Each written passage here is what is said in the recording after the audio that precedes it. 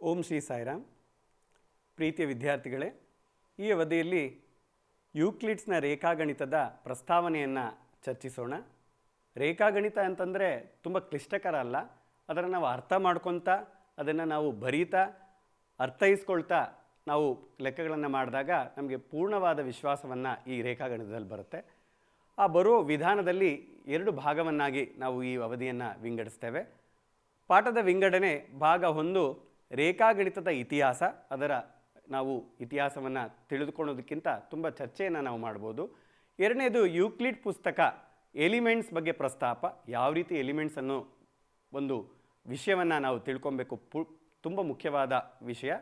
3ನೇದು ವ್ಯಾಖ್ಯೆಗಳು, ಸ್ವಯಂ ಸಿದ್ಧಗಳು ಮತ್ತು ಆಧಾರ ಪ್ರತಿಜ್ಞೆಗಳು. ತುಂಬ ಕ್ಲಿಷ್ಟಕರವಾದ್ರೂ ಅದಕ್ಕೆ ದೀರ್ಘವಾದ ಅವಧಿಯ ಒಂದು ಸಾಮರ್ಥ್ಯವನ್ನು ನಾವು ಬೆಳೆಸ್ಕೊಬೇಕು.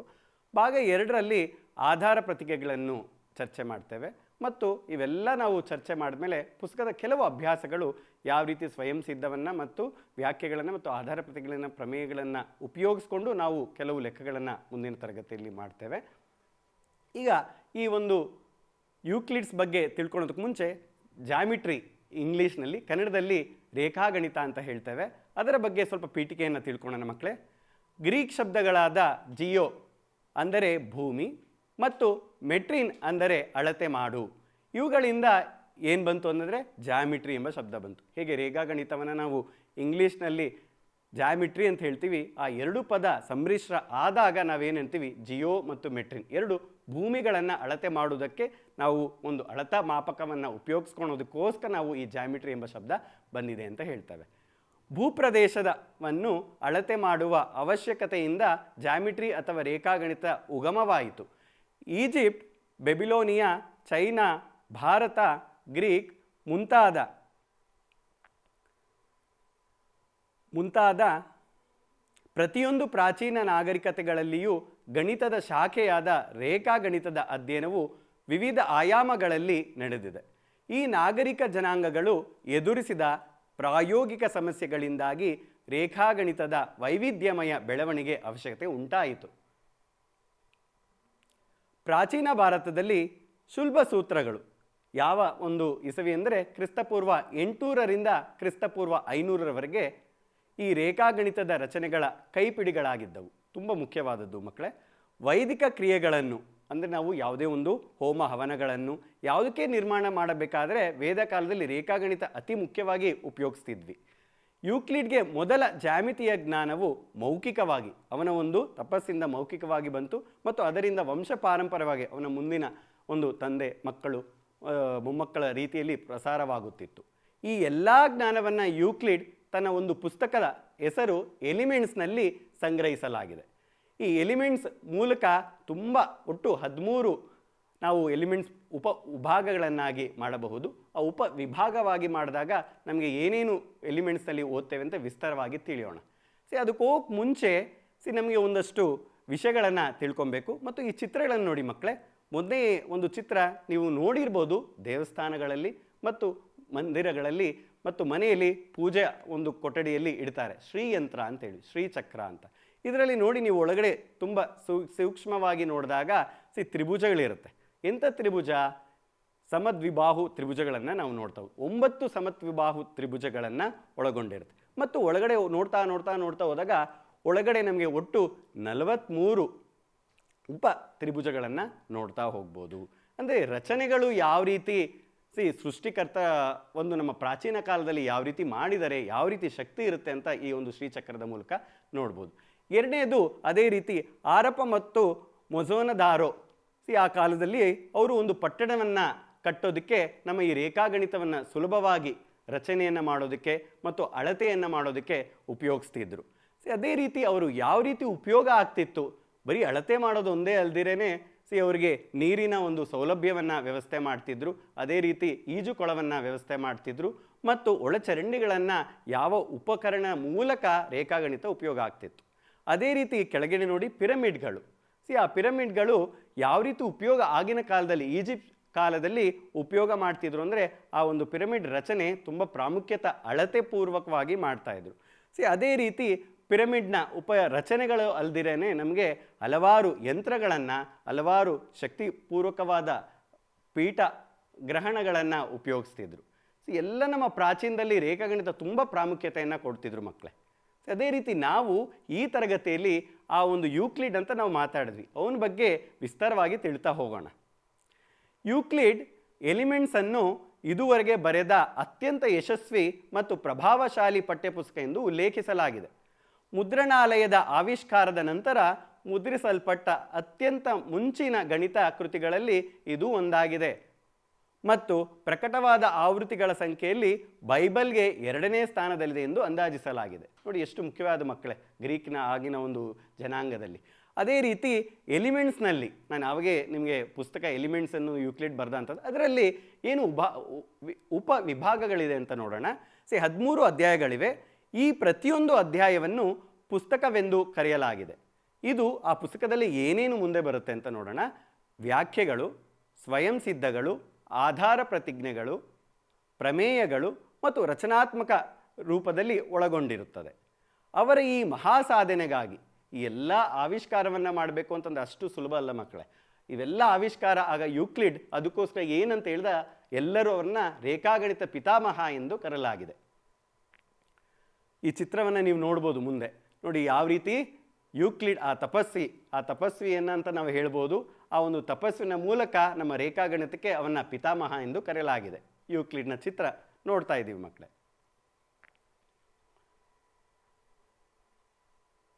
ಈಗ ನಾವು ಈ ಎಲಿಮೆಂಟ್ಸ್ ಎಂಬ ಪುಸ್ತಕದಲ್ಲಿ ಹಲವಾರು 13 ಉಪವಿಭಾಗಗಳನ್ನು ನಾವೇನಂತೀರಿ, ಅದರಲ್ಲಿ ಪ್ರತಿಯೊಂದು ವಾಕ್ಯಗಳನ್ನು ನಾವು ತಿಳ್ಕೊಳ್ಳೋದು ತುಂಬ ಮುಖ್ಯ. ಯಾಕೆಂತಂದರೆ ಅಂಥ ಒಂದು ಮಹಾ ತೇಜಸ್ವಿ ಗಣಿತಶಾಸ್ತ್ರಕ್ಕೆ ನಮಗೆ ಹೇಳಿದಾಗ ನಮಗೆ ಅದರಲ್ಲಿ ಅಳವಡಿಸ್ಕೊಳ್ಳುವಂಥದ್ದು ಜೀವನದಲ್ಲಿ ತುಂಬ ಇರುತ್ತೆ. ಅವರು ಒಂದೊಂದೇ ಸಣ್ಣ ಸಣ್ಣ ವ್ಯಾಖ್ಯೆಗಳು, ಸ್ವಯಂ ಸಿದ್ಧಗಳು ಮತ್ತು ಆಧಾರ ಪ್ರತಿಜ್ಞೆಗಳಲ್ಲಿ ನಾವು ನೋಡ್ತಾ ಹೋಗೋಣ. ಮೊದಲಿಗೆ ವ್ಯಾಖ್ಯೆಗಳು, ಅದರ ಒಂದು ವಿಸ್ತಾರವನ್ನು ನೋಡೋಣ. ಬಿಂದು, ರೇಖೆ, ಸಮತಲ ಇತ್ಯಾದಿಗಳ ಕಲ್ಪನೆಗಳು ತಮ್ಮ ಸುತ್ತಮುತ್ತಲಿನ ವೀಕ್ಷಣೆಯಿಂದಲೇ ಉತ್ಪತ್ತಿಯಾಗಿದ್ದವು. ನಮಗೆ ಗೊತ್ತಿಲ್ಲದೇನೆ ಒಂದು ಬಿಂದು ಅಂತ ಹೇಳ್ಬೋದು, ಒಂದು ರೇಖೆ ಅಂತ ಹೇಳ್ಬೋದು ಮತ್ತು ಸಮತಲ ಆಯಾಮ ಒಂದು ತಕ್ಕಂತೆ ಹಲವಾರು ವೀಕ್ಷಣೆಗೆ ನಾವು ನೋಡ್ತಾ ಇದ್ದೇವೆ. ಒಂದು ಘನಾಕೃತಿಗೆ ಆಕಾರ, ಗಾತ್ರ ಮತ್ತು ಸ್ಥಾನಗಳಿದ್ದು ಅವುಗಳನ್ನು ಒಂದು ಸ್ಥಳದಿಂದ ಇನ್ನೊಂದು ಸ್ಥಳಕ್ಕೆ ಚಲಿಸುವಂತೆ ಮಾಡಬಹುದಾಗಿದೆ. ಇನ್ನೊಂದು ಕಡೆಗೆ ನಾವು ಅದನ್ನು ಚಲನೆಯನ್ನು ಕೊಡಬಹುದು. ಅದರ ಸೀಮಾವಲಯಗಳನ್ನು ಮೇಲ್ಮೈ ಎನ್ನುತ್ತೇವೆ. ಆ ಮೇಲಿನ ಪದರ ಏನಿರುತ್ತೆ ಅದನ್ನು ನಾವು ಮೇಲ್ಮೈಗಳು ಅಂತ ಹೇಳುತ್ತೇವೆ. ಇವುಗಳು ಅವಕಾಶದ ಒಂದು ಭಾಗವನ್ನು ಇನ್ನೊಂದರಿಂದ ಪ್ರತ್ಯೇಕಿಸುತ್ತದೆ ಎಂದು ಇವುಗಳಿಗೆ ನಾವು ಯಾವುದೇ ದಪ್ಪವಿಲ್ಲವೆಂದು ಹೇಳಲಾಗಿದೆ. ಯಾಕೆಂತಂದರೆ ಇದಕ್ಕೆ ನಾವು ದಪ್ಪವಂತ ಹೇಳೋದಿಲ್ಲ ಮೇಲ್ಮೈ ಇದ್ದಾಗ. ಅದೇ ಘನಾಕೃತಿ ಬಂದಾಗ ಅದಕ್ಕೆ ನಾವು ಉದ್ದ, ಅಗಲ, ಎತ್ತರವನ್ನು ಹೇಳ್ಬೋದು. ಅದೇ ರೀತಿ ಈ ಒಂದು ಪ್ರತ್ಯೇಕಿಸಿದಾಗ ನಮಗೆ ಬರಬೇಕಾಗಿರೋದು ಮೇಲ್ಮೈಗಳಲ್ಲಿ 2 ರೀತಿ ಸೀಮಾ ರೇಖೆ ಇದೆ. ಯಾವುದ್ಯಾವುದು ಮಕ್ಕಳೇ ನೋಡೋಣ. ಆ ಒಂದು ಸರಳ ರೇಖೆ ಅಂತ ಹೇಳ್ತೇವೆ. ಸರಳವಾಗಿರುವಂಥ ರೇಖೆನ ಸರಳ ರೇಖೆ, ಅಥವಾ ವಕ್ರರೇಖೆ ಯಾವಾಗ ಹೇಳ್ತೀವಿ ಅದು ವಕ್ರವಾಗಿರುವಂಥದ್ದು. ಸರಳ ಬಿಟ್ಟು ಬೇರೆ ಆಕಾರವನ್ನು ತೆಗೆದುಕೊಂಡಾಗ ನಾವು ಏನಂತ ಹೇಳ್ತೀವಿ ಮಕ್ಕಳೇ, ವಕ್ರರೇಖೆ ಆಗಿರ್ಬೋದು ಅಂತ ಹೇಳ್ತೇವೆ. ಈ ರೇಖೆಗಳು ಬಿಂದುವಿನಲ್ಲಿ ಕೊನೆಗೊಳ್ಳುತ್ತದೆ. ಯಾವುದೇ ರೇಖೆ ನಾವು ಹೇಳಿದಾಗ ರೇಖೆಗಳೆಲ್ಲ ಬಿಂದುವಿಂದನೇ ಸೃಷ್ಟಿಪಡಿಸಲ್ಪಡುತ್ತದೆ. ಆದರೆ ಆ ರೇಖೆಗಳು ಕೊನೆಗೆ ನಾವು ಬಿಂದುಗಳನ್ನು ಕೊನೆಗೊಳಿಸುವುದಕ್ಕೆ ಯಾವುದೋ ಒಂದು ಬಿಂದುನ ನಾವು ಏರ್ಪಡಿಸಲಾಗುತ್ತೆ. ಈಗ ನಾವು ಅದು ಹೇಳೋಕ್ಕೆ ಮುಂಚೆ ಒಂದಷ್ಟು ಚಿತ್ರದಲ್ಲಿ ನೀವು ನೋಡ್ತಾ ಇರ್ಬೋದು. ನಾ ಒಂದು ಚಿತ್ರಗಳು ತೋರಿಸ್ತಾ ಇದ್ದೀವಿ ಪದ್ರೆಯಲ್ಲಿ. ಏನು ನಮಗೆ ಆಯತ ಘನ ಅಂತ ಹೇಳ್ತೇವೆ. ಒಂದು ಘನಾಕೃತಿಯಲ್ಲಿ ಆಯತ ಘನ ಅನ್ನೋದು ಮುಖ್ಯವಾದದ್ದು. ಅದೇ ರೀತಿ ಸಿಲಿಂಡರ್ ಇದು ವಕ್ರ ಮೇಲ್ಮೈ ಆಗಿರುತ್ತೆ. ಅದೇ ರೀತಿ ಸರಳ ಆಕೃತಿಗಳು ಯಾವುದೇದು, ಒಂದು ತ್ರಿಭುಜ ಆಗಿರ್ಬೋದು, ಅದೇ ರೀತಿ ಆಯತ ಘನ ಆಗಿರ್ಬೋದು. ನಾವು ಈ 2 ಆಯಾಮಗಳನ್ನು ಬಿಟ್ಟು 3 ಆಯಾಮ 2 ಆಯಾಮ ಬಿಟ್ಟು 1 ಆಯಾಮ ಬಂದಾಗೆ ಅದು ಒಂದು ಸರಳ ರೇಖೆ ಆಗಿರುತ್ತೆ ಮಾತ್ರ. ಆ ಸರಳಕ್ಕೆ 1 ಆಯಾಮನೂ ಇಲ್ಲದೆ ಇದ್ದರೆ ಏನಾಗುತ್ತೆ ಮಕ್ಕಳೇ, ಒಂದು ಬಿಂದು ಅಂತ ಹೇಳ್ತೇವೆ. ಈ ಉದಾಹರಣೆಯನ್ನು ಚಿತ್ರದಲ್ಲಿ ತೋರಿಸಿರ್ತಾರೇ ನಾನು ಇಲ್ಲಿ ನಿಮಗೆ ಚಿತ್ರವನ್ನು ಇಲ್ಲಿ ತೋರಿಸ್ತೇನೆ ನೋಡಿ. ಇದು ಒಂದು ಆಯತ ಘನಾಕೃತಿ ಅಂತ ಹೇಳ್ತೇವೆ. ಆಯತ ಘನಾಕೃತಿಗೆ ಏನಾಗಿರುತ್ತೆ, ಒಂದು ಉದ್ದ ಇರುತ್ತೆ ಮತ್ತು ಅದೇ ರೀತಿ ಅಗಲ ಇರುತ್ತೆ, ಅದೇ ರೀತಿ ಎತ್ತರ ಇರುತ್ತೆ. ಇದು ಎಲ್ಲವೂ ಸಮವಾಗಿಲ್ಲ. ಎಲ್ಲ ಸಮವಾಗಿದ್ದರೆ ಅದನ್ನೇನು ಹೇಳ್ತಾ ಇದ್ರಿ, ಘನ ಅಂತ ಹೇಳ್ತಾ ಇದ್ವಿ.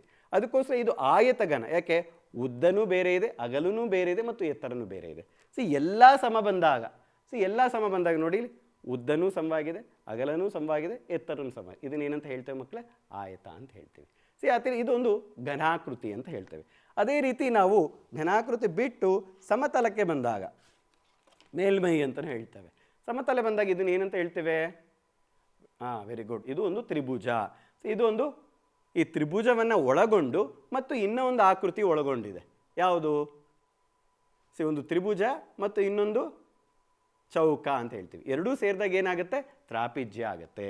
ಅದೇ ರೀತಿ ನೋಡಿ ಇಲ್ಲಿದೆ ಎರಡನ್ನು ಇದನ್ನೇನಂತ ಹೇಳ್ತೀವಿ? ಆಯ್ತಾ. ಎಲ್ಲ ಉದ್ದನೂ ಅಗಲನೂ ಸಮವಾಗಿದೆ. ಇದು ಸಮತಲದಲ್ಲಿ ಬರುತ್ತೆ. ಅದೇ ರೀತಿ ಒಂದು ನಾವು ಏನು ನೋಡ್ಬೋದು? ವೃತ್ತವನ್ನು ನೋಡ್ಬೋದು. ನೋಡಿ ಒಂದು ವೃತ್ತಾಕಾರವಿದೆ ಇಲ್ಲಿ. ಇದು ಮೇಲ್ಮೆಯೇ, ಗೊತ್ತಾಯ್ತಲ್ಲ. ಇದರಲ್ಲಿ ನಮಗೆ ವ್ಯಾಸ ಇರುತ್ತೆ. ಯಾವುದೇ ಒಂದು ಬಿಂದುವಿನಲ್ಲಿ, ಒಂದು ವೃತ್ತದ ಬಿಂದುವಿನಲ್ಲಿ ಯಾವುದೇ ರೇಖೆಗಳನ್ನು ಎಲ್ಲಿಂದ ಎಲ್ಲಿಗೆ ಎಳೆದ್ರೂ ನಮಗೆ ಮಧ್ಯದಿಂದ ತ್ರಿಜ್ಯ ಬರುತ್ತೆ. ಅದನ್ನು ಎಲ್ಲ ಒಂದು ಗೆರೆಗಳನ್ನು ಸೇರಿಸಿದಾಗ ಈ ರೇಖೆಗಳನ್ನು ಏನಂತ ಕೇಳ್ತೇವೆ? ವ್ಯಾಸ. ಇಲ್ಲಿ ಎತ್ತರನೂ ಮತ್ತು ಅಗಲನೂ ಎರಡು ಏನಾಗಿರುತ್ತೆ? ವ್ಯಾಸನೇ ಆಗಿರುತ್ತೆ ಮಕ್ಕಳೇ. ಅದಕ್ಕೋಸ್ಕರ ಇದು ಏನಾಗುತ್ತೆ? ಸಮತಲಕ್ಕೆ ಉದಾಹರಣೆ. ಈಗ ನಾವು ಹಲವಾರು ಚಿತ್ರ ನೋಡ್ತಾ ಇದ್ದೀವಿ. ಅಂದರೆ ಏನು ಇದರಿಂದ ನಮಗೆ ಅರ್ಥ ಸಿಕ್ತು? ಏನು ಸಿಗ್ಬೋದು ನಮಗೆ? ಒಂದು ಘನಕ್ಕೆ 3 ಆಯಾಮಗಳಿರುತ್ತದೆ. ಯಾವುದೇದದು? ಉದ್ದ, ಅಗಲ ಮತ್ತು ಎತ್ತರ. ಅದೇ ರೀತಿ ಒಂದು ಮೇಲ್ಮೈನಲ್ಲಿ ಎಷ್ಟು ಇರುತ್ತೆ? 2 ಇರುತ್ತೆ. ಅದು ಯಾವುದೇದು? ಉದ್ದ ಮತ್ತು ಎತ್ತರ. ಅದೇ ರೀತಿ ಒಂದು ರೇಖೆಯನ್ನು ತೆಗೆದುಕೊಂಡಾಗ ಕೇವಲ ನಮಗೆ ಉದ್ದ ಮಾತ್ರ ಇರುತ್ತೆ ಮತ್ತು ಬಿಂದುವಿಗೆ ಯಾವುದೂ ಆಯಾಮ ಇರೋದಿಲ್ಲ. ಯಾಕೆಂದರೆ ಒಂದು ಬಿಂದುವನ್ನು ನಾವು ಎಷ್ಟೇ ನಾವು ಅದನ್ನು ಬೇರ್ಪಡಿಸಿದ್ರು ನಮಗೆ ಒಂದು ಬಿಂದು ಆಗಿ ಉಳಿಯುತ್ತೆ. ಈ ರೀತಿ ನಮಗೆ ಒಂದು ಕ್ಲಿಷ್ಟಕರವಾಗಿದ್ದರೂ ಉದಾಹರಣೆ ಮೂಲಕ ನಾವು ತಿಳ್ಕೊಂಡಾಗ ನಮಗೆ ಒಂದು ಮನದಟ್ಟಾಗುತ್ತೆ ಮಕ್ಕಳೇ. ಮುಂದೆ ನಾವು ಈ ಯೂಕ್ಲಿಡ್ನ ಹಲವಾರು ವ್ಯಾಖ್ಯೆಗಳು ಅಂತ ಹೇಳ್ತೇವೆ.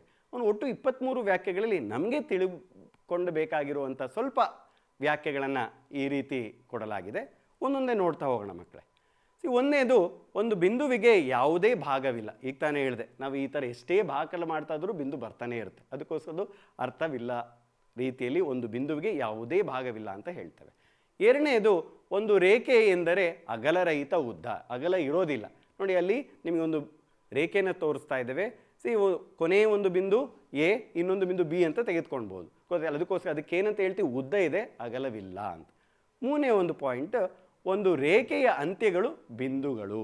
ರೇಖೆ ಯಾವುದೇ ಎಳೆದಾಗ ಅಂತ್ಯ ನಾವು ತೋರಿಸಿದಾಗ ಅಲ್ಲೊಂದು ಬಿಂದುವನ್ನು ಯಾವುದೇ ಒಂದು ಸೂಚನೆ ಮಾಡೋಕ್ಕೆ ಹೇಳಬೇಕಾಗತ್ತೆ. ನಾಲ್ಕನೇದು, ಒಂದು ಸರಳ ರೇಖೆಯು ಒಂದು ರೇಖೆಯಾಗಿದ್ದು ತನ್ನ ಮೇಲಿರುವ ಬಿಂದುಗಳ ಮೇಲೆ ಸಮಾನಾಗಿ ಹರಡಿಕೊಂಡಿದೆ.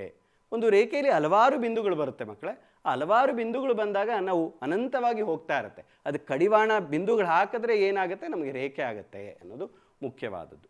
ಐದನೇದು, ಒಂದು ಮೇಲ್ಮೈ ಎಂದರೆ ಅದಕ್ಕೆ ಉದ್ದ ಮತ್ತು ಅಗಲಗಳು ಮಾತ್ರ ಇರುತ್ತದೆ. ಈಗ ನಿಮಗೆ ಇಲ್ಲಿ ನೋಡ್ತಾ ಇದ್ದೀವಿ ಚಿತ್ರದಲ್ಲಿ. ಅದೊಂದು ಏನಾಗಿದೆ? ಆಯತ ಘನ ಆಗಿದೆ. ಅದಕ್ಕೆ ಉದ್ದ ಮತ್ತು ಎತ್ತರ ಮಾತ್ರ ನಮಗೆ. ಆಯತ ಘನ ಅಂತಂದರೆ 3 ಆಯಾಮ ಬಂದಾಗ. ಇಲ್ಲಿ ಚಿತ್ರದಲ್ಲಿ ನೋಡಿದಾಗ ಏನಾಗುತ್ತೆ? ಸಮತಲ ಅಂತ ಹೇಳ್ತೇವೆ. ಅದೇ ರೀತಿ ಒಂದು ವೃತ್ತ ಇದೆ. ವೃತ್ತದಲ್ಲಿ ನಾನು ಈಗ ತಾನೇ ನಿಮಗೆ ತಿಳಿಸ್ತೆ ಮಕ್ಕಳೇ, 2 ಎತ್ತರ ಮತ್ತು ಅಗಲ 2 ಏನಾಗಿರುತ್ತೆ? ಯಾರು ಹೇಳ್ಬೋದಾ? ವ್ಯಾಸ ಮಾತ್ರ ಆಗಿರುತ್ತೆ. ಅದು ನಾವು ಗಮನಿಸ್ಕೊಳ್ಳೋಂಥಕ್ಕದ್ದು. ನೆಕ್ಸ್ಟ್ 6ನೇದು, ಒಂದು ಮೇಲ್ಮೈನ ಬದಿಗಳು ರೇಖೆಗಳಾಗಿರುತ್ತವೆ. ಯಾವಾಗೂ ಅಷ್ಟೇ ಒಂದು ಮೇಲ್ಮೈ ಬದಿಗಳು ಅಂದರೆ ನಾನು ಆವಾಗೆ ನಿಮಗೆ ಚಿತ್ರವನ್ನು ತೋರಿಸ್ತೆ ನೋಡಿ. ಇದು ತೋರಿಸುವಾಗ ಇದರೆಲ್ಲ ಮೇಲ್ಮೈಗಳು, ಇದೆಲ್ಲ ಮೇಲ್ಮೈಲೇನು ಮುಖಗಳಾಗಿರುತ್ತೆ. ಈ ಒಂದು ಆಯತಗರದಲ್ಲಿ ಎಷ್ಟು ಮುಖಗಳಿರುತ್ತೆ ಅನ್ಬೋದು ಮಕ್ಕಳೇ? 1 2 3 4 ಮತ್ತು ಈ ಕಡೆ ಮತ್ತು ಮುಂದೆ ಒಟ್ಟು 6 ಮುಖಗಳನ್ನು ಹೊಂದಿರುತ್ತೆ. ನಾವು ಚಿತ್ರ ತಕ್ಕಂತೆ ನಾವು ಆಯಾಮಗಳನ್ನ ಹೇಳ್ತಾ ಹೋಗ್ಬೋದು. 7ನೇದು, ಒಂದು ಸಮತಲ ಮೇಲ್ಮೈಯು ಒಂದು ಮೇಲ್ಮೈ ಆಗಿದ್ದು ತನ್ನ ಮೇಲಿರುವ ಸರಳ ರೇಖೆಗಳ ಮೇಲೆ ಸಮಾನಾಗಿ ಹರಡಿರುತ್ತದೆ. ಯಾವುದೇ ಒಂದು ನಾವು ಸಮತಲ ಮೇಲ್ಮೈಯನ್ನು ತಗೊಂಡಾಗ ತನ್ನ ಮೇಲಿರುವ ಎಲ್ಲ ಸರಳ ರೇಖೆಗಳು ಏನಾಗಿರುತ್ತೆ? ಸಮವಾಗಿ ಹರಡಿರುತ್ತೆ ಅಂತ ಹೇಳ್ತಾರೆ. ಇದೆಲ್ಲ ಮುಖ್ಯವಾದ ವ್ಯಾಖ್ಯೆಗಳು. ಯಾಕೆ ತಿಳ್ಕೊತೇವೆ? ಈ ವ್ಯಾಖ್ಯೆಗಳನ್ನು ನಾವು ಸ್ವಯಂ ಸಿದ್ಧದಲ್ಲಿ ಅದೇ ರೀತಿ ಆಧಾರ ಪ್ರತಿಜ್ಞೆಗಳಲ್ಲಿ ಉಪಯೋಗಿಸ್ಕೊಳ್ಳೋದಕ್ಕೋಸ್ಕರ ಇವೆಲ್ಲ ನಾವು ತುಂಬ ಸೂಕ್ಷ್ಮವಾಗಿ ಅರ್ಥೈಸ್ಕೊಳ್ಬೇಕು. ನೆಕ್ಸ್ಟ್ ನಾವು ಸ್ವಯಂ ಸಿದ್ಧ ಮತ್ತು ಆಧಾರ ಪ್ರತಿಜ್ಞೆಗಳ ಒಂದು ಒಡನಾಟ ಅಂದರೆ ಅದರ ಅರ್ಥವನ್ನು ತಿಳ್ಕೊಳ್ತಾ ಹೋಗೋಣ. ಸ್ವಯಂ ಸಿದ್ಧ ಏನು? ಸ್ವಯಂ ಸಿದ್ಧ ಅಂತಂದರೆ ಸ್ವಯಂ ಅಂತಂದರೆ ಬರುವಂಥದ್ದು, ಸಿದ್ಧ ಅಂದರೆ ಇರುವಂಥದ್ದು. ಅಂದರೆ ಯಾವುದೇ ಒಂದು ಗಣಿತದಲ್ಲಿ ಎಲ್ಲ ಶಾಖೆಗಳಿಗೂ ಅನ್ವಯಿಸುವ, ಪ್ರಶ್ನಿಸದೆ ಒಪ್ಪಿಕೊಳ್ಳುವ, ಸಾಧಿಸುವ ಅಗತ್ಯವಿಲ್ಲದ ಹೇಳಿಕೆಗಳನ್ನು ಸ್ವಯಂ ಸಿದ್ಧ ಅಂತ ಹೇಳ್ತೇವೆ. ನಾವು ಆ ಒಂದು ಗಣನೆಗೆ ತಗೊಳ್ಬೋದು. ಇದಕ್ಕೆ ಯಾವುದೇ ಒಂದು ತರ್ಕಬದ್ಧವಾದ ವಿಷಯವನ್ನು ಒಳಗೊಳ್ಳಲ್ಲ. ನಾವು ಯಾವುದೇ ಒಂದು ಸಿದ್ಧಾಂತವನ್ನು ನಮಗೆ ಈ ಥರನೇ ಇರಬೇಕು ಅಂತ ಹೇಳೋದಿಲ್ಲ. ಯಾರೇ ಹೇಳಿದ್ದನ್ನು ಸ್ವಯಂ ಸಿದ್ಧವಾಗಿ ಅಂದರೆ ಗಣಿತಶಾಸ್ತ್ರದಲ್ಲಿ ಸ್ವಯಂ ಸಿದ್ಧವಾಗಿ ಅಂತ ತೆಗೆದುಕೊಳ್ತೇವೆ. ಅದೇ ರೀತಿ ಆಧಾರ ಪ್ರತಿಜ್ಞೆಗಳು. ಏನು ಆಧಾರ ಪ್ರತಿಜ್ಞೆಗಳಂದರೆ ರೇಖಾಗಣಿತಕ್ಕೆ ಮಾತ್ರ ನಿರ್ದಿಷ್ಟವಾಗಿ ಹೇಳಿಕೆಗಳನ್ನು ನಾವು ಹೇಳೋದನ್ನು ಆಧಾರ ಪ್ರತಿಜ್ಞೆ ಅಂತ ಹೇಳ್ತೀವಿ. ಹಲವಾರು ರೇಖಾಗಣಿತಗಳಲ್ಲಿ ಹಲವಾರು ಗಣಿತಶಾಸ್ತ್ರಜ್ಞರು ಹಲವಾರು ರೀತಿ ಕೊಟ್ಟಿದ್ದಾರೆ. ಆದರೆ ಯೂಕ್ಲಿಡ್ ನಮಗೆ ಸ್ವಲ್ಪ ತುಂಬ ಮುಖ್ಯವಾದ ಆಧಾರ ಪ್ರತಿಜ್ಞೆ ಕೊಟ್ಟಿದ್ದಾರೆ. ಅದನ್ನು ನೋಡೋಣ. ಈ ಒಂದು ಯೂಕ್ಲಿಡ್ನ ಸ್ವಯಂ ಸಿದ್ಧಗಳು ಮೊದಲು ನೋಡೋಣ. ಒಟ್ಟು ನಾವು 7 ಸ್ವಯಂ ಸಿದ್ಧಗಳನ್ನು ಇಲ್ಲಿ ನೋಡೋಣ. ಒಂದನೇದು, ಒಂದೇ ಅಂಶಕ್ಕೆ ಸಮನಾಗಿರುವ ಅಂಶಗಳು ಒಂದಕ್ಕೊಂದು ಸಮ. ಏನಾಗಂದರೆ, ಉದಾಹರಣೆಗೆ ಒಂದು ಎ ಕೋನ ಇದೆ, ಎ ಕೋನಗೆ ನಾನು 60 ಡಿಗ್ರಿಯನ್ನು ಕೊಡ್ತೇನೆ. ಅದೇ ರೀತಿ ಬಿ ಕೋನ ಇದೆ, ಬಿ ಕೋನಕ್ಕೂ ನಾನು ಏನು ಕೊಡ್ತೀನಿ, 60 ಡಿಗ್ರಿ ಅಂತ ಕೊಡ್ತೀನಿ. ಈಗ 60 ಡಿಗ್ರಿ ಅನ್ನೋದು ಮಾಪಕ ಸಿಗೋತೈತಾ, ಪರಿಮಾಣ. ಅಂದರೆ ಇಲ್ಲಿ ಎ ಮತ್ತು ಬಿ ಅನ್ನೋದು ನಾವು ಕೇವಲ ತೆಗೆದುಕೊಳ್ತಾ ಇದ್ದೇವೆ. ಈ ಪರಿಮಾಣ ಏನಾಗಿದೆ, ಎರಡಕ್ಕೂ 60 ಡಿಗ್ರಿ ಕೋನವನ್ನು ಒಂದು ತ್ರಿಭುಜಕ್ಕೆ ಹೊಂದಿದೆ ಅಂತ ಅಂದ್ಕೊಳ್ಳೋಣ. ಹಾಗಾದರೆ ಒಂದು ತ್ರಿಭುಜದಲ್ಲಿ ಎಲ್ಲ ಕೋನಗಳ ಮೊತ್ತ ಎಷ್ಟಿರುತ್ತೆ, 180 ಇರುತ್ತೆ. ಎ ಕೋನ 60 ಡಿಗ್ರಿ, ಬಿ ಕೋನ 60 ಡಿಗ್ರಿ, ಇನ್ನು ಸಿ ಕೋನ ಎಷ್ಟಾಗಿರ್ಬೋದು, 180ರಲ್ಲಿ 60 ತೆಗೆದ್ರೆ ಎಷ್ಟು, ಇನ್ನೊಂದು 60 ಬರುತ್ತೆ. ಅಂದರೆ ಇದೆಲ್ಲ ಏನಾಗುತ್ತೆ, ಸಮಬಾಹು ತ್ರಿಭುಜ ಆಗುತ್ತೆ. ಹಾಗಾದರೆ ಎ ಕೋನವು 60 ಆಯಿತು, ಬಿ ಕೋನವು 60 ಆಯಿತು. ಅಂದರೆ ಒಂದೇ ಅಂಶಕ್ಕೆ ಎರಡೂ ಸಮವಾಗಿದ್ದಾಗ ಅದರ ಒಂದಕ್ಕೊಂದು ಸಮವಾಗಿರುತ್ತೆ ಅಂತ ನಾವು ಹೇಳ್ಬೋದು. ಎರಡನೇದು, ಸಮನಾಗಿರುವ ಅಂಶಗಳಿಗೆ ಸಮ ಅಂಶಗಳನ್ನು ಕೂಡಿಸಿದಾಗ ಮೊತ್ತಗಳು ಸಮವಾಗಿರುತ್ತೆ. ಈಗ ನಾವು ಎ ಅನ್ನೋದು ಒಂದು ವಸ್ತುವನ್ನು ತೆಗೆದುಕೊಳ್ಳೋಣ. ಎ ವಸ್ತುವನ್ನು ಬಿ ವಸ್ತುಗೆ ನಾವು ಸಮವನ್ನಾಗಿ ತೆಗೆದುಕೊಳ್ತಾ ಇರ್ತೀವಿ. ಅದೇ ರೀತಿ ಸಿ ಅನ್ನೊಂದು ಇನ್ನೊಂದು ವಸ್ತು ಇದೆ, ಸಿ ವಸ್ತುಗೆ ಡಿ ವಸ್ತುವನ್ನು ನಾನು ಸಮವಾಗಿ ತೊಗೊಳ್ತಾ ಇದ್ದೀನಿ. ಆದರೆ ಎಗೆ ಬಿ ಆದಾಗ, ಸಿಗೆ ಡಿ ಆದಾಗ ನಾವು ಬಿ ಮತ್ತು ಡಿನೂ ಎಗೆ ಬಿಗೆ ಸಮವಾಗಿ ತೆಗೆದುಕೊಳ್ಬೋದು ಅಂತ ಹೇಳ್ಬೋದು. ಅದಕ್ಕೋಸ್ಕರ ಈಗ ನಾವು ಒಂದು 60 ರೂಪಾಯಿಗಳನ್ನು ಒಬ್ಬ ವಿದ್ಯಾರ್ಥಿಗೆ ಕೊಟ್ಟಾಗ, ಇನ್ನೊಂದು 60 ರೂಪಾಯಿ ಇನ್ನೊಂದು ವಿದ್ಯಾರ್ಥಿ ಕೊಟ್ಟಾಗ, ನೀವು ಏನು ಸಮಾನವಾಗಿ ಕೊಟ್ಟಿದ್ದೀರಾ ಇಬ್ಬರಿಗೂ ಅಂತ ಕೇಳಿದಾಗ ಏನಂತ ಹೇಳ್ತೇವೆ, ಸಮಾನವಾಗಿರೋ 60 ರೂಪಾಯಿ ಅಂತ ಹೇಳ್ತೇವೆ. ಅದೇ ರೀತಿ ಈ ಎರಡನೇದು, ಅಂದರೆ ನಾವು ಎಗೆ ಸಿಯನ್ನು ಕೂಡಿದಾಗ ಅಂತ ತಿಳ್ಕೊಳ್ಳೋಣ. ಈಗ ಎಗೆ 60 ರೂಪಾಯಿಗೆ ಇನ್ನೊಂದು 30 ರೂಪಾಯಿ ಎ ನನಗೆ ಕೊಟ್ಟಾಗ, ಅದೇ ರೀತಿ ಇನ್ನೊಬ್ಬ ಸಿ ವಿದ್ಯಾರ್ಥಿಗೆ ಇನ್ನೊಂದು 30 ರೂಪಾಯಿ ಕೊಟ್ಟಾಗ 60ಕ್ಕೆ 30 ಎಗೂ ಸೇರಿಸಿದ್ದೀನಿ, ಈ ಕಡೆ ಸಿಗೆ 60ಕ್ಕೂ ಇನ್ನೊಂದು 30 ಸೇರಿಸಿದ್ದೀನಿ. ಇಬ್ಬರು 60 30 ಸೇರಿದಾಗ ಎಷ್ಟಾಯಿತು ರೂಪಾಯಿಗಳು, 90 ಆಯಿತು. ಅಂದರೆ ಸಮ ಪ್ರಮಾಣದಲ್ಲಿ ನಾವು ಇಬ್ಬರಿಗೂ ಹಂಚಿದಾಗ ಸರಿ ಹೋಗುತ್ತೆ. ಮೂರನೇದು, ಸಮನಾಗಿರುವ ಅಂಶಗಳಿಂದ ಸಮವಾಗಿರುವ ಅಂಶಗಳನ್ನು ಕಳೆದರೆ ಉಳಿದ ಭಾಗಗಳು ಸಮವಾಗುತ್ತದೆ. ಈಗ ಎಗೆ ಬಿ ಸಮವಾಗಿದೆ, ಅದೇ ರೀತಿ ಸಿಗೆ ಡಿ ಸಮವಾಗಿದೆ. ನಾವು ಎಡಗಡೆ ಬಿಯಿಂದ ಕಳಿತೇನೆ ಎಗೆ, ಅದೇ ರೀತಿ ಡಿನ ಬಲಗಡೆ ಬಿಯಿಂದ ಕಳಿತೇನೆ. ಎರಡೂ ಸಮವಾಗಿ ನಾವು ಕಳೆದಾಗ, ಈಗ 60 ರೂಪಾಯಿ ಎ ಹತ್ರ ಇದೆ, ಸಿ ಹತ್ರ 60 ರೂಪಾಯಿ ಇದೆ, ಇಬ್ಬರ ಹತ್ರ ನಾನು 30 ಕಳಿತೇನೆ ಅಂತಂದರೆ 60ಲ್ಲಿ 30 ಹೋದರೆ ಈ ಕಡೆನೂ 30 ಬರುತ್ತೆ ಎ ವಿದ್ಯಾರ್ಥಿಗೆ, ಇಲ್ಲಿ 60 30 ಹೋದರೆ ಇಲ್ಲಿನೂ ಸಿ ವಿದ್ಯಾರ್ಥಿಗೆ ಎಷ್ಟು ಬರುತ್ತೆ, 30 ರೂಪಾಯಿ ಬರುತ್ತೆ. ಸಮನಾಗಿ ಕಳೆದಾಗ ಅಂದರೆ ನಾವು ಎರಡೂ ಪ್ರಮಾಣಗಳನ್ನು ತೆಗೆದುಕೊಳ್ಬೇಕು. ಅದೇ ರೀತಿ ನಾಲ್ಕನೇದಕ್ಕೆ ಹೋಗೋಣ. ಒಂದರಲ್ಲೊಂದು ಐಕ್ಯವಾಗುವ ಅಂಶಗಳು ಒಂದಕ್ಕೊಂದು ಸಮವಾಗಿರುತ್ತದೆ. ಐಕ್ಯ, ಈಗ ಅಲ್ಲಿ ನಿಮ್ಮ ಚಿತ್ರದಲ್ಲಿ ಏನು ಕಾಣ್ತಿದೆ, ಒಂದು ವೃತ್ತ ಕಾಣ್ತಿದೆ. ಆ ವೃತ್ತ ಎಷ್ಟಿದೆ, 10 ಸೆಂಟಿಮೀಟರ್ ಇದೆ.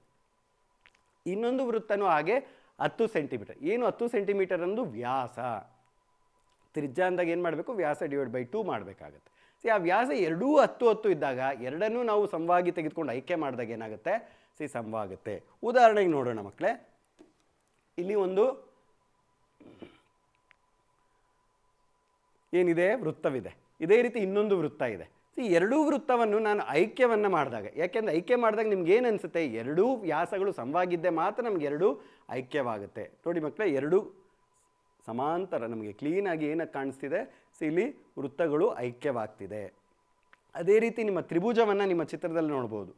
ಎಂಥ ತ್ರಿಭುಜ ರೀತಿ ಇದೆ, ಅಲ್ಲಿ ನಮಗೆ ಬಾಹುಗಳು ಒಂದು ಬಾಹು ಇನ್ನೊಂದು ಬಾಹುಕ್ಕೆ ಸಮಾಂತರವಾಗಿದೆ.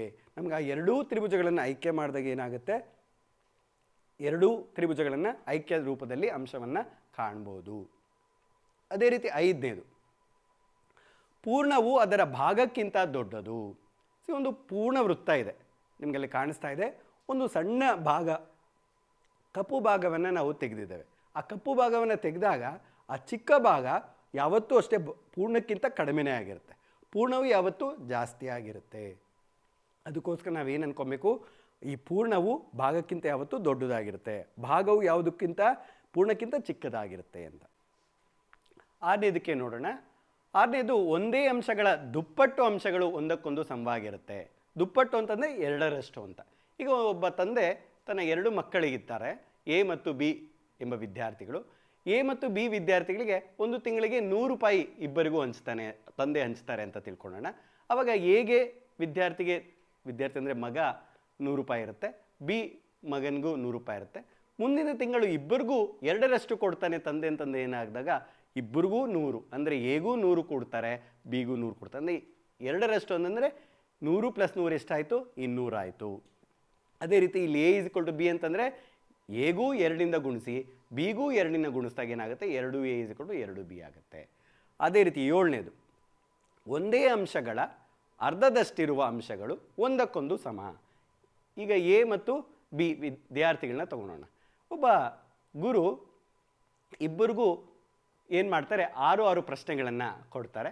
6 ಪ್ರಶ್ನೆಯನ್ನು ಕೊಟ್ಟ ಮೇಲೆ ಅವರು 6 ಪ್ರಶ್ನೆಯನ್ನು ಉತ್ತರ ಕೊಟ್ಟ ಮೇಲೆ ನಾನು ಇಬ್ಬರಿಗೂ 3 ಮಾತ್ರ ನೋಡ್ತೇನೆ ಅಂತ ಹೇಳಿದಾಗ ಏನಾಗುತ್ತೆ? ಇಬ್ಬರಿಗೂ ಅರ್ಧರಷ್ಟು ಅಂತ. 6ರಲ್ಲಿ 3 ಮಾತ್ರ ನೋಡ್ತೀನಿ ಅಂತಂದರೆ ಎಷ್ಟರಿಂದ ಭಾಗಿಸ್ಬೇಕಾಗತ್ತೆ? 2ರಿಂದ ಭಾಗಿಸ್ಬೇಕಾಗತ್ತೆ. ಹಾಗಾದರೆ 3 ಪ್ರಶ್ನೆಗಳು ಅಧ್ಯಾಪಕ ಇಬ್ಬ ವಿದ್ಯಾರ್ಥಿಗಳಿಗೂ 3 ಪ್ರಶ್ನೆಗಳನ್ನು ನೋಡ್ತಾರೆ. ಈ ರೀತಿ ಈ ಎಲ್ಲ ನಾವು ಇದುವರೆಗೂ ಯೂಕ್ಲಿಡ್ಸ್ನ ಸ್ವಯಂ ಸಿದ್ಧಗಳು ಏನು ತಿಳಿದ್ವಿ ಅದರಲ್ಲೆಲ್ಲ ನಾವು ಎ ಬಿ ಮತ್ತು ಯಾವುದೇ ಒಂದು ಆಲ್ಫಾಬೆಟ್ ಮುಖ್ಯ ಅಲ್ಲ, ಅದರ ಪರಿಮಾಣವನ್ನು ಮುಖ್ಯ. ಏನು ಪರಿಮಾಣ ಅಂದರೆ ಈ ಸಾಮಾನ್ಯ ಸತ್ಯ ಸಂಗತಿಗಳು ಒಂದೇ ರೀತಿಯ ಪರಿಮಾಣಗಳನ್ನು ಸೂಚಿಸಲಾಗಿದೆ. ನಮಗೆ ಬೇಕಾಗಿರೋಂಥದ್ದು ಇಲ್ಲಿ ಪರಿಮಾಣವನ್ನು ಯಾವ ರೀತಿ ಅಳತೆಯನ್ನು ಮಾಡ್ತೇವೆ ಅನ್ನೋದು ತುಂಬ ಮುಖ್ಯವಾಗಿ ಯೂಕ್ಲಿಡ್ಸ್ ಹೇಳಿದ್ದಾರೆ. ಈ ನಮಗೆ ಗಮನಿಸಬೇಕಾಗಿರೋದು ಏನು ಇದುವರೆಗೂ ನಾವು ರೇಖಾಗಣಿತದಲ್ಲಿ ಅಂತಂದರೆ, ಯೂಕ್ಲಿಡ್ ಗಣಿತದಲ್ಲಿ ಬಿಂದು, ರೇಖೆ ಮತ್ತು ಸಮತಲಗಳನ್ನು ವ್ಯಾಖ್ಯಾನಿಸಲಾಗದ್ದು ಎಂದು ಪರಿಗಣಿಸಲಾಗಿದೆ. ಈ 3 ವಿಷಯಗಳಲ್ಲಿ ನಾವು ಅದನ್ನು ಯಾವುದಕ್ಕೂ ವ್ಯಾಖ್ಯಾನವನ್ನು ಕೊಡೋಕ್ಕೆ ಆಗೋದಿಲ್ಲ ಅಂತ ಹೇಳಲಾಗಿದೆ. ಮತ್ತು ಸ್ವಯಂ ಸಿದ್ಧವನ್ನು ನಾವು ಕೇಳಿದ್ವಿ, ಆಧಾರ ಪ್ರತಿಜ್ಞೆಯನ್ನು ಕೇಳ್ತೇವೆ. ಅದೇ ರೀತಿ ಪ್ರಮೇಯ ಅಂದರೆ ಏನು ಅನ್ನೋದು ತುಂಬ ಮುಖ್ಯವಾದದ್ದು. ಈ ಪ್ರಮೇಯ ಅಂತಂದರೆ ಇವೆಲ್ಲವನ್ನು ಒಳಗೊಂಡಿರುತ್ತೆ. ಯಾವ ರೀತಿ? ತಾರ್ಕಿಕವಾಗಿ ವ್ಯಾಖ್ಯೆಗಳು, ಸ್ವಯಂ ಸಿದ್ಧಗಳು ಮತ್ತು ಸಾಧಿಸಿ ಹೇಳಿಕೆಗಳನ್ನು ಬಳಸಿ ತಾರ್ಕಿಕವಾಗಿ ಸಾಧಿಸಬೇಕಾದ ಹೇಳಿಕೆ. ಇದಕ್ಕೆ ಸಾಧನೆ, ಸಾಧನೀಯ ಎಲ್ಲವನ್ನ ತಿಳ್ಕೊಂಡು ನಾವು ಒಂದು ಪ್ರಮೇಯವನ್ನು ಮಾಡ್ತಾ ಹೋಗ್ತೇವೆ. ಅಂದರೆ ಒಂದು ಪ್ರಮೇಯ ಮಾಡಬೇಕಾದ್ರೆ ಇಂದಿನ ಒಂದು ಎಫರ್ಟ್ ಅಂದರೆ ಎಷ್ಟು ಸ್ವಯಂ ಸಿದ್ಧಗಳು, ಆಧಾರ ಪ್ರತಿಜ್ಞೆಗಳು, ರಚನೆಗಳು ಇವೆಲ್ಲ ತುಂಬ ಮುಖ್ಯ ಅಂತ ನಾವು ಈ ಒಂದು ಪ್ರಮೇಯದಲ್ಲಿ ತಿಳ್ಕೊತೇವೆ. ನಾವು ಇದುವರೆಗೂ ಯೂಕ್ಲಿಡ್ಸ್ನ ಕೆಲವು ಅಂಶಗಳನ್ನು ನಾವು ಈ ಒಂದು ಅವಧಿಯಲ್ಲಿ ತಿಳಿದಿದ್ದೇವೆ. ಈ ಅವಧಿಯಲ್ಲಿ ಇಷ್ಟು ಹೇಳೋಕ್ಕೆ ಇಷ್ಟಪಡ್ತೇನೆ. ಇಷ್ಟೆಲ್ಲ ತಿಳಿದು ನಾವು ಒಂದು ಸ್ವಲ್ಪ ನಾವು ಹೋಮ್ವರ್ಕ್ ಮಾಡಿದ್ರೆ, ಮನೆ ಕೆಲಸವನ್ನು ಮಾಡಿದ್ರೆ ನಮಗೆ ಚೆನ್ನಾಗಿ ಮನವರಿಕೆ ಆಗುತ್ತೆ. ಮುಂದಿನ ತರಗತಿಯಲ್ಲಿ ನೀವು ಮುಂದಿನ ಅವಧಿಯಲ್ಲಿ ನಾವು ಚೆನ್ನಾಗಿ ಅದರ ಒಂದು ಕ್ಲಿಷ್ಟಕರವಾಗಿರುವಂಥದ್ದನ್ನು ಇಷ್ಟಕರವಾಗಿ ಮಾಡುವಂಥ ಒಂದು ಪ್ರಮೇಯಗಳು ಬರುತ್ತೆ. ಆಧಾರ ಪ್ರತಿಜ್ಞೆಯನ್ನು ತಿಳ್ಕೊಳ್ಳೋಣ. ಅದಕ್ಕೆ ಮುಂಚೆ ಈ ಮನೆ ಕೆಲಸವನ್ನು ತೆಗೆದುಕೊಳ್ಳಿ ಮಕ್ಕಳೇ. ಈ ಮನೆ ಕೆಲಸ 1ರಲ್ಲಿ ಹೊಂದಿಸಿ ಬರೆಯಬೇಕು. ಪಟ್ಟಿ ಎ ಎಡಗಡೆ ಇದೆ, ಪಟ್ಟಿ ಬಿ ಬಲಗಡೆ ಇದೆ. ಈ ಎರಡಕ್ಕೂ ಯಾವುದು ಸೂಕ್ತವಾದ ಉತ್ತರ, ಪಟ್ಟಿ ಎಲಿರೋದು ಸೂಕ್ತವಾದ ಉತ್ತರ ಯಾವುದು ಪಟ್ಟಿ ಬಿಯನ್ನು ನೀವು ಆರಿಸಿ ಬರಿಬೇಕಾಗತ್ತೆ. ಪಟ್ಟಿ ಎನ ಓದಿ ಹೇಳ್ತೇನೆ. 1ನೇದು ವ್ಯಾಖ್ಯಾನಿಸಲಾಗದ ಅಂಶಗಳು, 2ನೇದು ರೇಖಾಗಣಿತದ ಪಿತಾಮಹ, 3ನೇದು ರೇಖಾಗಣಿತಕ್ಕೆ ಸೀಮಿತವಾದ ಸ್ವಯಂ ಸಿದ್ಧಗಳು, 4ನೇದು ಸಾಮಾನ್ಯ ಸತ್ಯ ಸಂಗತಿಗಳು, 5ನೇದು ಉದ್ದ ಮತ್ತು ಅಗಲಗಳನ್ನು ಹೊಂದಿರುವುದು, 6ನೇದು ಸಮತಲದ ಅಂಚು, 7ನೇದು ಯೂಕ್ಲಿಡ್ನ ಪ್ರಖ್ಯಾತ ಗ್ರಂಥ, 8ನೇದು ಸಾಧಿಸಬೇಕಾದ ಹೇಳಿಕೆಗಳು. ಇದೆಲ್ಲ ಪಟ್ಟಿಯಲ್ಲಿ ಇದೆ ಮಕ್ಕಳೇ. ಪಟ್ಟಿ ಬಿಯಲ್ಲಿ 1ನೇದು ಆಧಾರ ಪ್ರತಿಜ್ಞೆಗಳು, ಪ್ರಮೇಯ, ಈ ಮೇಲ್ಮೈ, ಈ ಬಿಂದು, ರೇಖೆ, ಸಮತಲ, ಯೂಕ್ಲಿಡ್, ಎಲಿಮೆಂಟ್ಸ್, ಸ್ವಯಂ ಸಿದ್ಧ, ರೇಖೆಗಳು.